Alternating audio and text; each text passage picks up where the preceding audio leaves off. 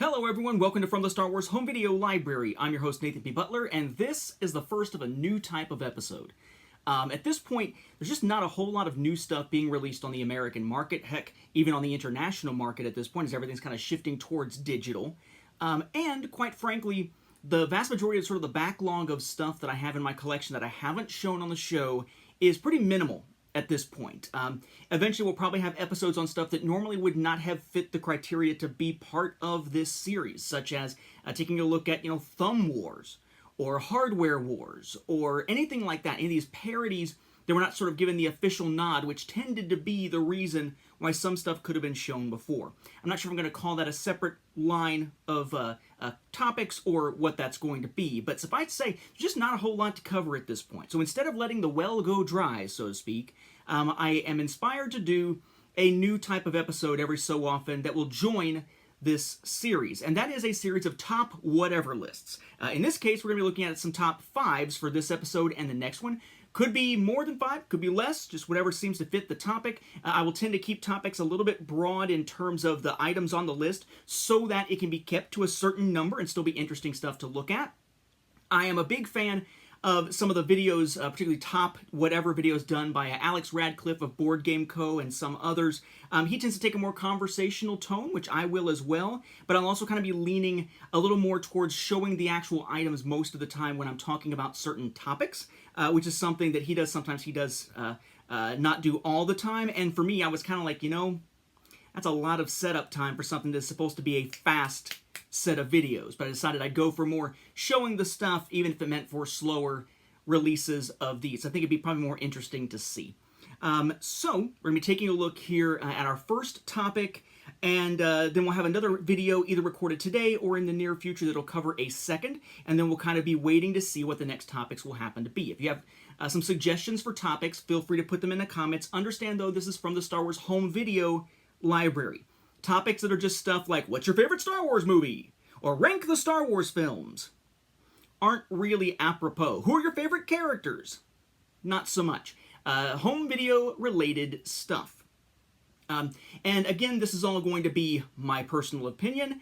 Feel free to disagree. I'm sure there'll be plenty of people who have different opinions on this stuff, whether in what goes on the lists or the ranking of what goes on the list. Hell, depending on the day, what rank order these things go in is probably something that would change for me, personally. But maybe not necessarily what is included in the top 5 or top 8 or top whatever it might be. Just keep the comments underneath the video civil. That's all that I ask. This is typically a very civil channel, lots of great discussion going on, but understand if you start trying to be a douchebag about something, or instead of actually discussing, kind of the topic that is appropriate here, since this one is going to deal with the Walt Disney Studios home entertainment releases, if it becomes an excuse to say, see, Disney's trash, see, Fox is trash, Soilo, that kind of stuff, feel free to post it. You'll probably find yourself hidden from the channel, which means that you could post and see your own blather and feel good about it, but no one else ever will.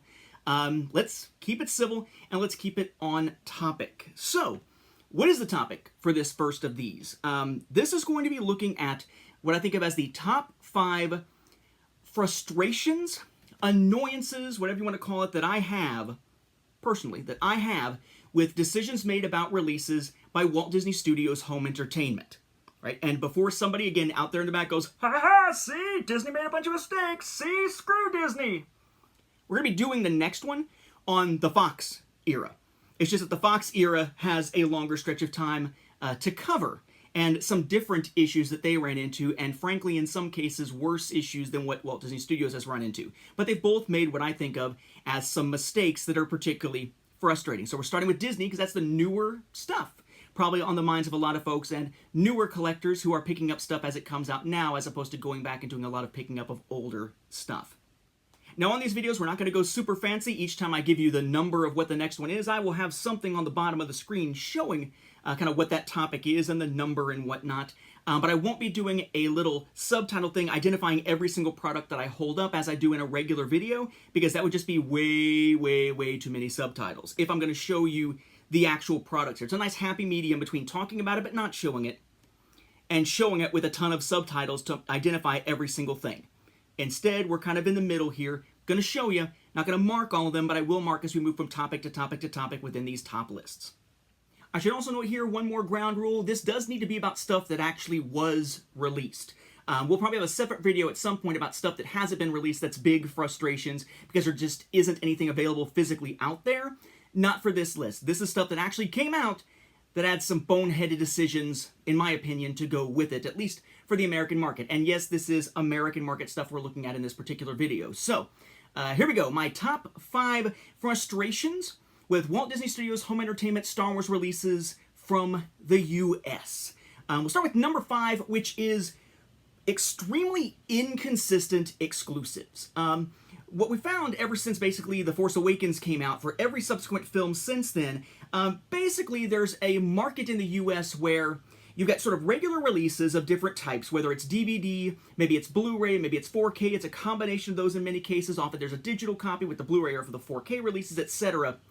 But along with those regular releases, you've got several different retailers who are able to actually put out some type of exclusive product for each of those. Typically it is Target, Best Buy, and Walmart. But when it comes to some sort of bonus items, the Disney Store has gotten into the game, or shopdisney.com, kind of same thing. And the Disney Movie Club has also gotten into it, both for exclusive releases and for exclusive little bonus items. And we as fans, a lot of times, we like to see things consistent, right? We like the fact that there's matching sets of stuff at times. It frustrates us about, for instance, the lack of a Black Border release in the US of Rise of Skywalker to go with the other Black Border releases that have come out there. It bothers us at times, or it bothered some, I suppose, it didn't bother me, it bothered some that the steelbooks coming out for the Disney films didn't match the ones from 2015 for 20th Century Fox Home Entertainment for the original 6, and so on, right? We like matching sets. And with these exclusives, most of the time, not so much. So, we start with the Disney Store. Disney Store is pretty freaking consistent. They've got lithograph sets, right? For each, I guess I should open it this way here. This is the one with the weird flap, right? They have lithograph sets where every film from the Disney era has gotten a little folder, a big folder, filled with 4 different lithographs that are all stamped as commemorative of that release with the date and everything on them. No special releases of the home video items themselves, but very consistent in terms of the type of product being given as a bonus along the way. I would give them an A for their bonus items, at least in terms of consistency. However, they tended to ship most of these in boxes with the home video item on top of them rattling around.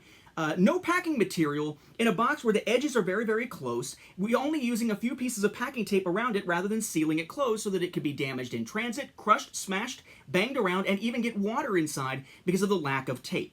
For that, they get an F. So if we put those two together, an A and an F, nope, screw it, they've still got an F, right? A and F should average out to a C, but it's my list and that is some bullshit. So, nice lithographs, but boy was their handling of the actual shipping of those trash. That brings us to their sort of sister store, or whatever you want to call it, which is the Disney Movie Club. Now, Disney Movie Club got into the game with anything exclusive, starting with Rogue One, so you can't have a full set of the Disney era stuff because there isn't anything like this for The Force Awakens. But they had those little mini lithographs for Rogue One, for Last Jedi, for Solo, for Rise of Skywalker. So, nifty little things, nice that they stuck with it. That said, inconsistent. Not one at all for The Force Awakens, and the one for Rise of Skywalker takes a completely different approach. Rather than having an image taking up the whole thing and the logo, you've got the image up at the top. It's kind of this weird foil-y type thing they've done. They've got the title underneath in foil in just sort of a blank area of just one solid color, and the folder colors have changed from white to purple. So decent enough, but again, inconsistent. Also, though, they did provide us sort of a lifeline. For those who wanted to have their Blu-ray releases in the US have Blu-ray, DVD, and digital in a single package, that was easy to do for The Force Awakens or for Rogue One because that was kind of the standard out there in the market at the time. But that had started to change by the time of The Last Jedi. So once we got The Last Jedi's multi-screen edition, as they called it, it was just Blu-ray and digital, no DVD to be found, unless you were looking at one of those store exclusives of some kind. But the regular version was just Blu-ray and digital. Well, if you wanted what looked like a regular multi-screen edition, not one of these different fancy different types of cover art versions from any of the store exclusives, you could go through Disney Movie Club, and that's where you could get a Blu-ray DVD digital version. The only place you could do that for a regular copy. And the same was the case for Solo. Okay? Unfortunately, though, even for those films that didn't have those options available, you also don't have a kind of a matching set with those because The Rise of Skywalker didn't get anything of the kind through Disney Movie Club. Disney Movie Club just stuck with the regular releases. That brings us to Best Buy. They've been somewhat consistent, just in the sense that they put out steelbooks. That is their exclusive. The design has not been at all consistent across the board with them, and in fact, once they had kind of a crisis of faith in new formats and wound up with 2 steelbooks that were identical with different content inside for Last Jedi. So they had put out, the steelbook for The Force Awakens, for Rogue One, 2 of them, again, identical with different content for Last Jedi, one for Solo that was a little bit different than the one we saw in most other regions in terms of like the texture on it and whatnot, and then Rise of Skywalker. So consistent steelbooks, not consistent in style at all, and of course, with Last Jedi, they weren't quite sure what to do.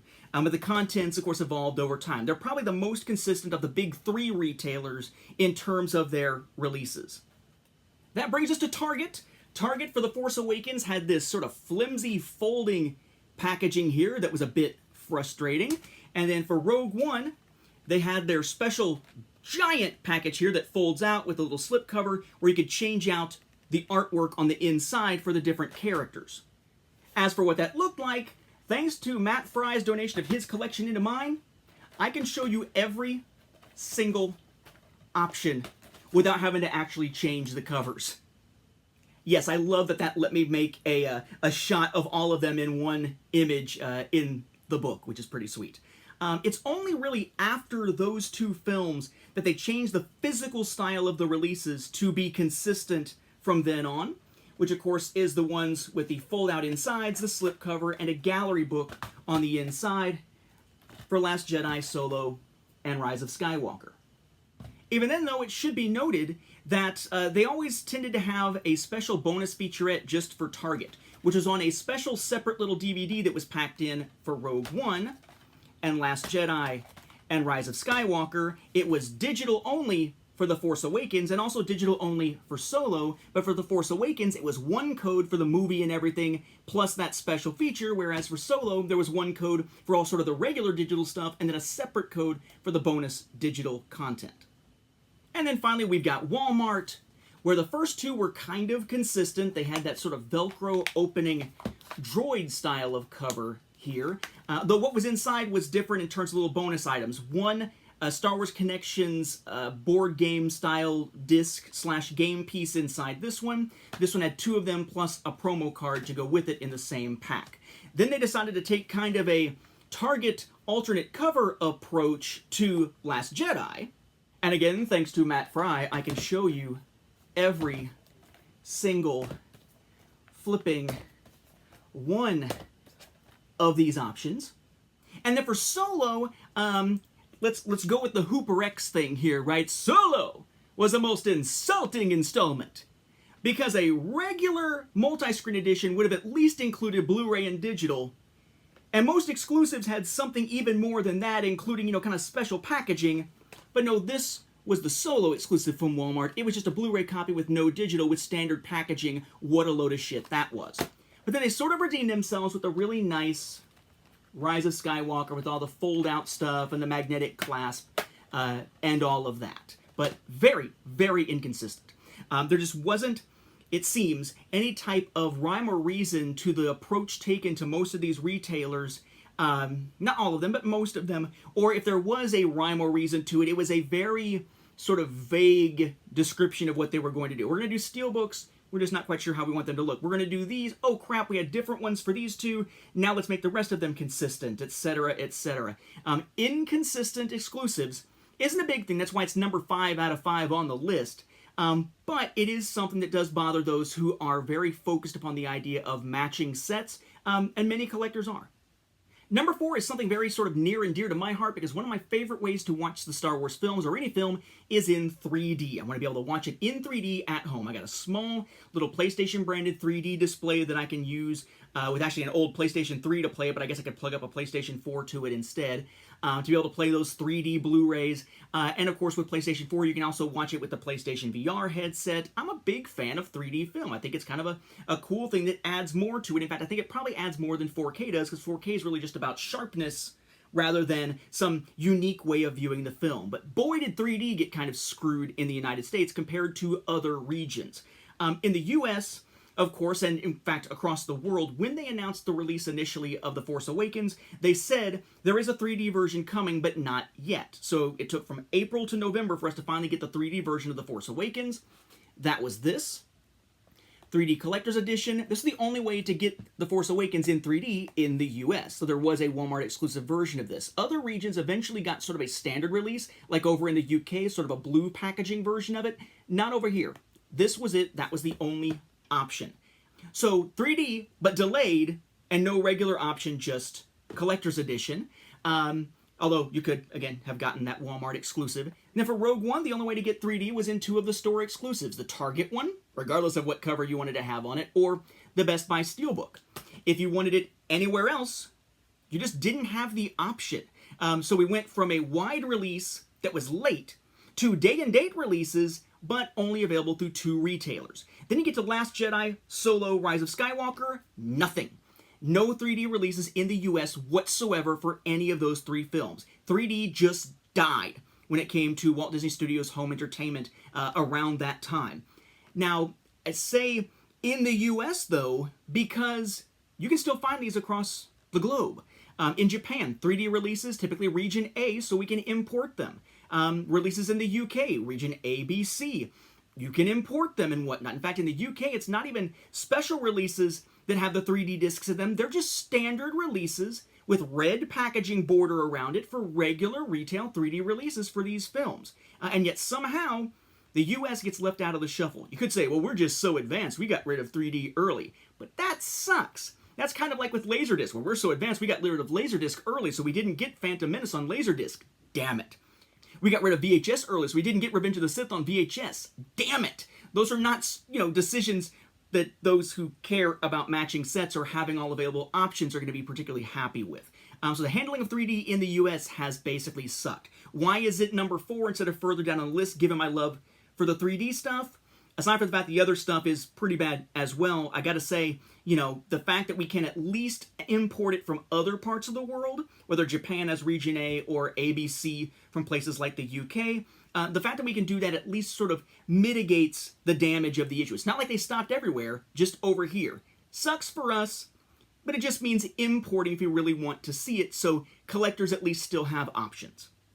On the other hand, that brings us to number 3, which is the idea of lack of options in some releases cases, and it seems to be on 2 extremes, though usually the lower extreme than the higher.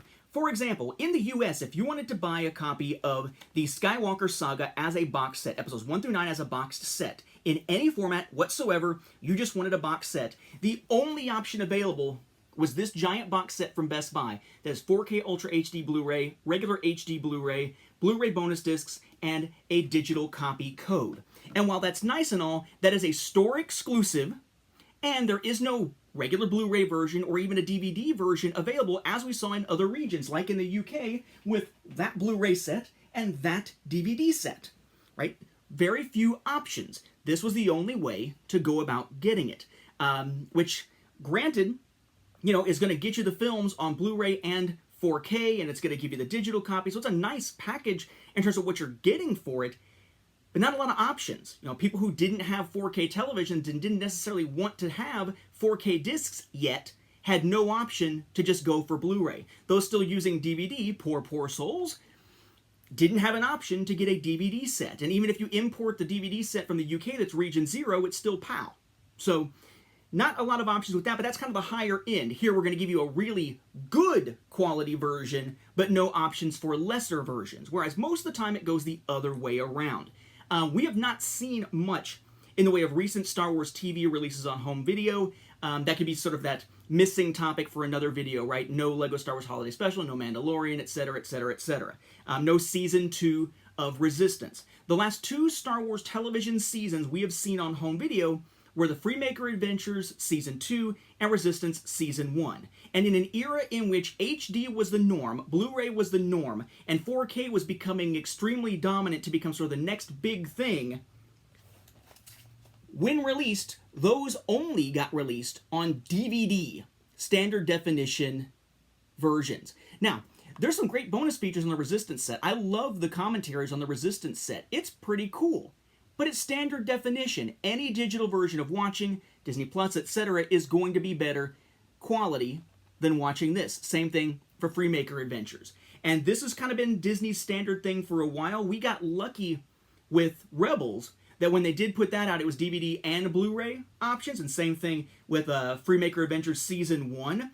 By Season 2 of Freemakers and Season 1 of Resistance, we were finally back into the standard Walt Disney mode, which is just put the shows out on DVD, which sucks. And of course now, not putting them out for the most part, it seems, at all. But lack of options, lack of HD, lack of better options than just the SD versions really sucks for that, and certainly doesn't seem like something we should expect to change in Disney practice. Don't expect us to go from crappy to, hey, it's better. Expect us to go from crappy to none at all, go digital only. That seems to be the trend.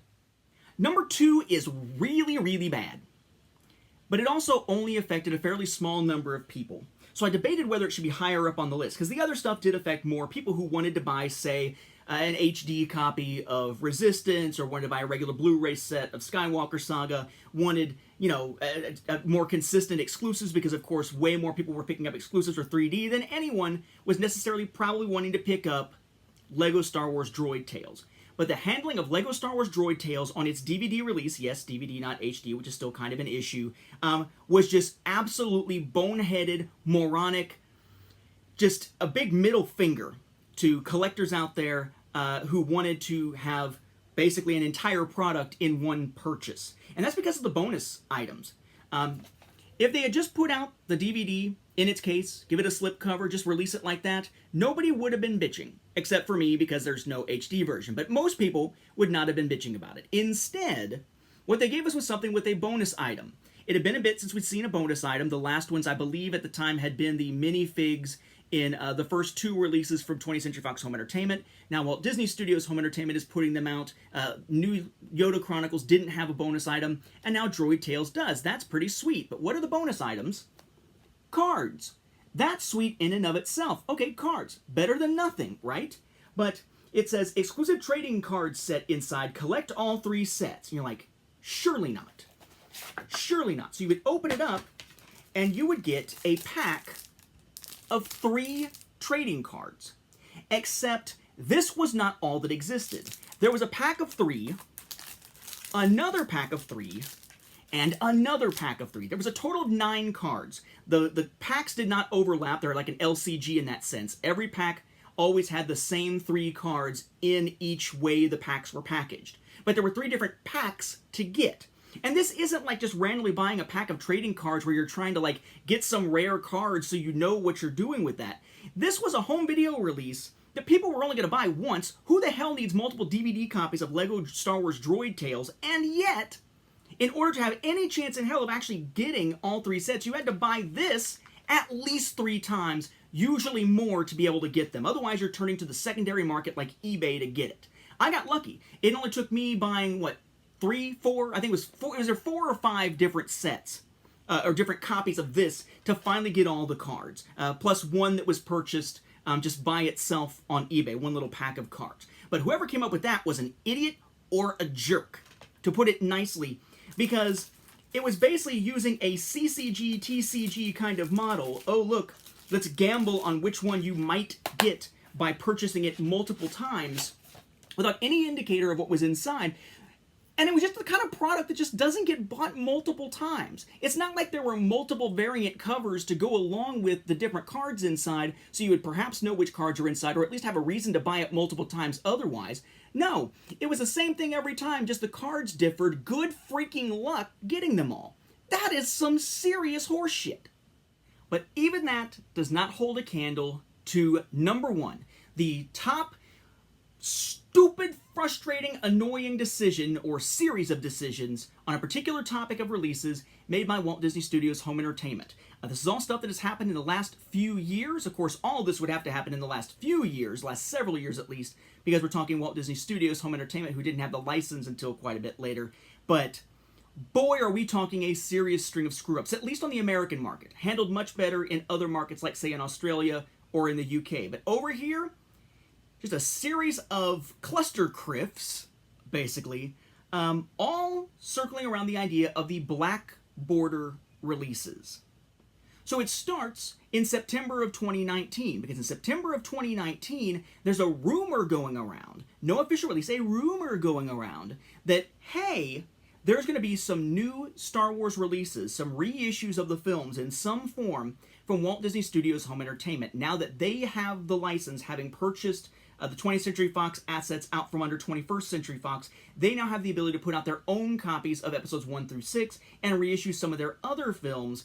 And in many cases, that would be for the first time, because 1 through 6 was with 20th Century Fox Home Entertainment prior to that.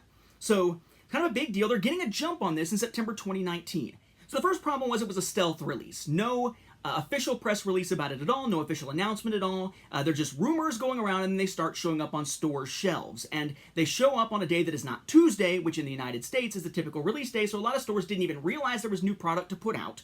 If you went to quite a few stores, at least in my experience, some places got nothing, like the Walmarts tended to have nothing at first. Some places had only partial shipments of these, so you had to go to multiple stores to have any hope of actually getting all of them, because there were 20 new releases all on the same day in September 2019. What you had was the DVD-only reissues here of 1 through 6 for the first time with Walt Disney Studios Home Entertainment, and then 7 and 8, Rogue One, and Solo. Okay? DVD-only reissues, and the key thing is they're all in this black border packaging with the artwork that's going to be a style that matches across the films. Why not wait for Rise of Skywalker? Well, the UK eventually would, but they just really jumped the gun here in the US. And on top of the DVD-only versions, you had 10 more that were the first multi-screen editions, at least with that labeling, for 1 through 6, plus then you had Force Awakens, Last Jedi, Rogue One, and Solo. Black border packaging, again, black border packaging for all of them on the inside as well. First-time digital copies were packed with 1 through 6, because now it's not through 20th Century Fox Home Entertainment, and having the whole issue with the rights being in different hands. So it was a big enough pain in the ass finding a place to actually be able to get your hands on all 20 of those, usually meaning multiple stops at different places. But then shortly thereafter, we become aware that some, not all, but some Walmart stores have gotten some, usually very little, stock, and not always every film, of the original trilogy with a special exclusive lithograph inside. Yes, a Walmart exclusive version of the Black Border releases, which also hadn't been announced anywhere, and had really terrible distribution, so that some stores had them, some stores did not. The stores that did have them usually had very few, and usually didn't have all 3 of the original trilogy films. But it was those that were marked for the little lithograph inside. But it just appeared to be the original trilogy. Within about a month after that, sure enough, what starts showing up on Walmart shelves in some places? The other Skywalker Saga films up to that point. The prequels, Episode 7, and Episode 8. All with the exclusive lithographs. Again, without any announcement whatsoever or acknowledgement through official channels. But then we get into 2020, and alongside the big push of releases for The Rise of Skywalker and for Skywalker Saga, we then got 4K releases for the very first time in the Skywalker Saga box set and individually of episodes 1 through 7 and Rogue One, which was not in the boxed set. That was only available individually here. So what we got for those were those so-called Ultimate Collector's Editions. Again, fancy schmancy, new stuff on the inside. Again, 1 through 7 and Rogue One, films that had never had a 4K release before. Now, it's a little bit frustrating at that point, because in the Skywalker Saga boxed set, we have reauthored discs for all 3 discs of The Last Jedi. Dolby Vision is gone, the the music only, the score only commentary is now on a disc instead of being digital only. The Target exclusive Meet the Porgs is now on the bonus disc, etc., etc. So all the discs for Last Jedi had been reauthored, but when this product line came out, it was not included. And we sat back saying, well, we now have matching sets on DVD or as multi-screen editions, Blu-ray digital, for 1 through 8, plus the 2 anthology films, right? 10 of each type that we got back in September. Then we got 8 here as new 4K releases, right? In the so-called Ultimate Collector's Editions that are neither Ultimate nor Collector's Editions. Call it a frustration that didn't make the list that they used those asinine names. But we still wanted to see matching packaging for Rise of Skywalker, which released the same day as these, and didn't match them at all. Still don't have that in the US at all, although in the UK there is some matching packaging versions, at least if we're talking about slipcovers for the most part. And we wanted to have a matching version of Last Jedi and Solo, especially Last Jedi, because if there was a reissue of Last Jedi with the black border packaging, surely they would pack it with the updated discs. Well, no, they didn't. So a short time later, we get this. We get excited, what's inside, same stuff as the original release, no updated discs. It's like they listened to the fans, we want matching sets, we want matching sets. See, you got a matching set now. But we wanted the discs. Why did you use the old discs? What the hell is your problem? Oh, right? Stupid decision when it comes to this. That still leaves Solo, but at least Solo couldn't have the same issue because Solo didn't have any updated discs around the same time. Solo would have just been the same discs, but we were hoping for updated matching packaging both inside and out. Last Jedi had the issue, though, where we wanted packaging inside and out and the updated discs that still in the United States to this day are only available in the Skywalker Saga box set, whereas other regions got new releases of Last Jedi in various packaging, including in just a regular Blu-ray release that had the updated discs inside. We are the region that got screwed on Last Jedi and continue to be so. Then they released a black border copy of Solo. Sweet, it matches, but by then, hopes had kind of gone out the window that we'd see any update on the interior packaging, and no, it's just the same old version. Until eventually they got wise and did release a black border packaging version without a slipcover. I guess they used all their slipcovers for the ones where they put the slipcover over the old stuff, rather than matching them with the packaging if this was coming anyway. It just seems like a stupid, stupid decision. And even today, this is causing confusion. Because if you go into a store and you want to buy, let's say, A New Hope by itself, then if you pick up this, then you've got the McClunky editions that originally premiered on Disney Plus after the September 29 releases came out. So it's the McClunky version, it's the Disney Plus version, the corrected colors version on Blu-ray and on 4K, and with the bonus features disc from the Skywalker Saga box set with your digital copy as well. Whereas if you don't have a 4K player and you're just like, you know what, I'm just going to go get the Blu-ray version. Well, in that case, what you're getting, whether it's the exclusive from Walmart or not, is the pre-McClunky edition, right? The 2011 cut of the film, not the 2019 cut of the film, on Blu-ray, without the bonus disc and with a digital copy here. And then if you wanted it on DVD, you get on DVD, but that's also the 2011 cut, not the 2019 cut. So we have 3 different products out on the shelves for most of these films where the content doesn't match. It's either 2011 cuts of the films or 2019 sitting side by side on store shelves. That is causing a hell of a lot of confusion, even still today, that you don't see in other markets where they simply waited, didn't have any equivalents of the September 2019 rush to get stuff out thing, and instead just put out their Black Border stuff all at once, either at the same time as Rise of Skywalker and Skywalker Saga, or later, as in the case of the UK, so that they could have matching packaging, at least in terms of slipcovers for some of the newer stuff, but matching packaging, updated discs for Last Jedi, updated discs in all the products for all the ones that have been updated for Disney Plus, etc., etc.